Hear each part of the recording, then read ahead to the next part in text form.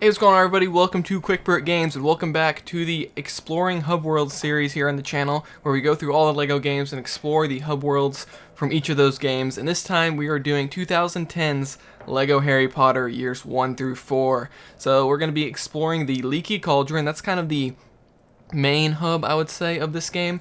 But then there's also Hogwarts as well. We're not going to be exploring all of Hogwarts because it's pretty big, and I don't want these videos to be too long, because as we get to these bigger hub worlds, especially when we get to the open worlds like Manhattan and Lego Marvel and whatnot, we're not going to be able to explore everything. So yeah, here we are in the Leaky Cauldron. This is right where you start out, and this is kind of the main area. So right over here, this is where you choose your levels. So like in the Lego Star Wars games, you would walk through the doors to access levels. So here we have each year or each movie represented by this little board on the wall, and you can kind of select each picture represents each level, and there's 24 levels total, 6 levels per movie or year, and you got years 1 through 4 here. So very cool right there, very simple. I like that. You can easily access the levels. So let's go ahead and go upstairs because we have a few things up here that I kind of want to show off here. And so right here, this door does not open. There's a door over here that does not open. Nothing really opens here. You've got this little window here on the right, and over here on the left is what you want up here. And this is the theater room, I guess you could call it. And this is where you can actually go back and watch all the different cutscenes throughout the game from start to finish. So after you play through the story, you'll unlock all these. And you can see there's a ton of cutscenes. It's just kind of divided into levels, and there's like the mid-tro, outro to each level, etc. And let's see how many there are. I'm just kind of curious. Over 100 now. Man, this is quite ridiculous. Okay, looks like about 100, 130 exactly. Okay, there we go. So there's 130 little movies you can rewatch there. That's actually kind of a handy feature. Like in some of the more modern LEGO games, there's no way that I know of in a lot of them to rewatch movie clips. Like usually you just have to replay the story levels. So I like that in these older games they kind of give you that option. Now out this way, this leads to Hogwarts, so we're going to come back to that a little bit later. We're going to save Hogwarts for last. Down here, this area you unlock a little bit later. You have to get the Reducto spell, which is the orange spell in the game. So this is kind of like, it kind of replaces the mini-kit room almost, but it's not exactly mini-kit. So there's like basically a build for each year or each movie. And once you get all the gold bricks within that movie, then you can build like this little build with your spell. And it gives you a gold brick for each one. The Whomping Willow, the Hogwarts Express, and it's just kind of like significant pieces from, I'm not sure if these are like real Lego sets, I kind of doubt they are, but they're kind of like significant little pieces from each movie. And there's the night bus and etc. So that's kind of a cool room down here. Nothing really else that I know of that you can do. There's some stuff you can use your spells on, but not too much. So let's go ahead outside. This is Diagon Alley, I guess is how you say it. Again, I'm not, I've said this in my previous Harry Potter videos. I know nothing about Harry Potter. I'm just playing the LEGO game, so I don't really know about any of the plot or anything. So here outside we have a green pot here. This will allow you to switch to whatever character you want. In this game, you cannot just kind of freely switch. Okay, so this is Madame Malkin's robes. So this is basically going to be your character store. So from here you can buy all the characters. I gotta say, it's pretty annoying to buy all the characters in this game because you have to scroll through all of them. There's like over 100, I think, here, close to it. And it's just this one horizontal view where you have to scroll through them all. So you can only view like one, or I guess 3 can only be on screen at a time. It's pretty ridiculous for the amount of characters that are in this game. I guess they probably like copy and pasted that from the previous LEGO games back when there wasn't as many characters, but I don't think it really works for this game. It takes a long time to scroll through all those. So if you head up here, I believe there's a secret room in here. And this is where you're going to create your own character, the fitting room. So you can create tons of different characters here, lots of different slots. I'm not really going to show off the character creator here, but this is the room that you do it in, the fitting room. I think it works quite well. So yeah, this is kind of the character shop. So it's kind of similar to the way Barnett College worked in LEGO Indiana Jones, where you kind of, the store is separated into different areas. So this is ILOPS, Owl Emporium, I guess is how you say that. So this is where you buy gold bricks. This was a feature in like LEGO Star Wars 2. And I'm not really sure what the point of this is, because once you get some studs, like this doesn't really mean anything. You can buy all these quite easily. But there's 12 gold bricks you can buy. If you head upstairs, this is going to be your red brick room. This is where you can actually go through and buy all the red bricks. Now you have to find them throughout Hogwarts, but once you find them, then you can go here and buy them all. They're pretty cheap, relatively speaking. Like the ×2 studs was only like 200,000 studs or something like that. So it's very easy to start racking up studs, get the stud multipliers, and start buying everything up in the game. So this is the wizarding supplies. I'm not even going to try to pronounce that first word. This is where you can actually buy extra spells. I don't think these spells actually do anything like useful, but there's several of them here that you can purchase for studs. And this takes place of the red slot here at the top. It kind of cycles through them all. And I think they're just kind of more goofy extra studs. Up here is your cheat board. This is similar, almost the exact same thing. It's the chalkboard where you can type in your cheats. Very similar to what they did with Lego Indiana Jones 1 back in 08. So this was 2 years later in 2010. So that's all the shops that you can go into. If you head all the way down here towards the end, it's going to make me build this again, even though I've already built it before. So we're going to build this, and there's kind of a secret area down here. This is going to be sort of like your bonus room, like in Lego Star Wars The Complete Saga. You have that room that has like all the, what is it, like the 6 bonus levels. So if you take this little minecart all the way down here, this is kind of a secret area. You have to have so many gold bricks to access this. There's actually 10 bonus levels. You get a gold brick for each one, which is pretty cool. And this is also, if you go into any of these doors, you can actually build your own level. This game did have a level builder feature, which was kind of cool. So yeah, that's that. We're not going to explore that too much more. But that's kind of a cool feature. There's 10 doors there for 10 bonus levels, each giving you a gold brick. So there's one more area here in the Leaky Cauldron. Down here, you're going to need the Reducto spell to unlock this. I think this is one of the later spells that you unlock, so you can't access this right away. We'll go ahead and blow that up. So Reducto is what destroys the silver Lego objects in this game. So this is Nocturne Alley. So we're going to be heading down here. There's a few characters you can unlock throughout this alley. But on the left here, there's actually another room. The Borgin and Burke's shop, I guess is what you can call it. And so there's like a cool looking mirror there. I'm sure all this stuff is from the movie. I'm just not familiar with it. If you fall down here, there's actually a secret little well area. If I can do it. There we go. And there's some studs down here you can access. Other than that, there's nothing really else down there.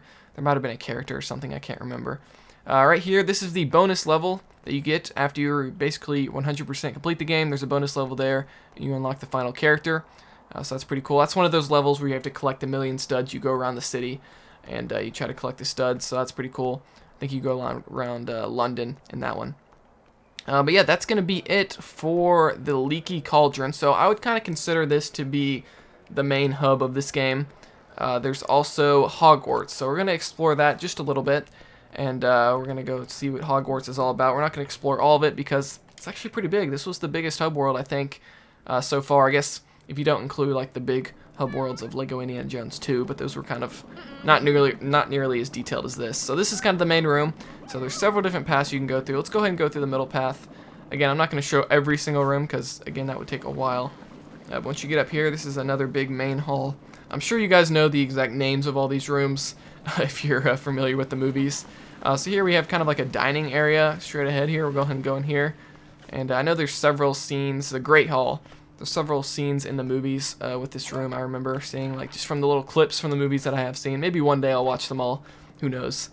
So throughout this hub, they do have these little green cauldrons around. That's, again, where you can switch characters. Because unlike some of the more modern Lego games, you cannot actually freely switch characters in this game. So if you go up this way, you actually reach one of the bathrooms, which is kind of a cool area.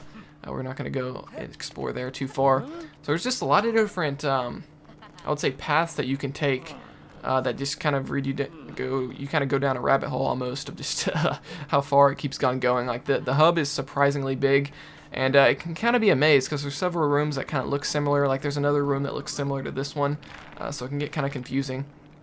So let's go and head upstairs here, see what's up here. And this is the library area. So fun fact, there's actually an achievement if you're playing on Xbox or PlayStation, or it's probably on Steam as well. This blue cauldron allows you to become an old man and allow you to access these blue areas that are kind of blocked off. I'm not going to show off that room, it's just kind of an extension of the library.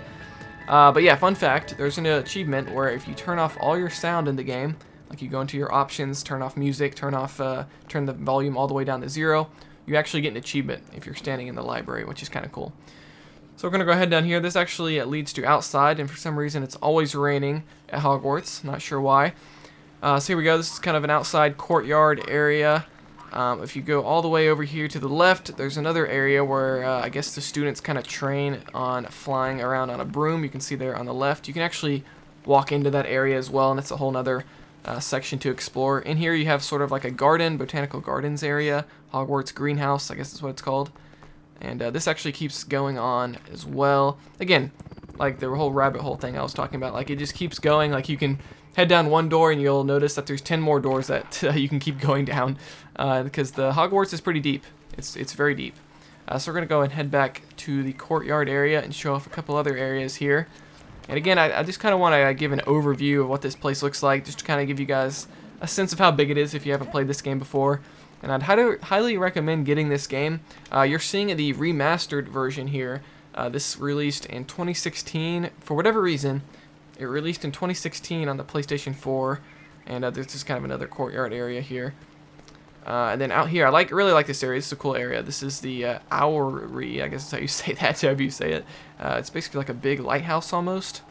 I don't think it's actually a lighthouse. It's kind of a tower.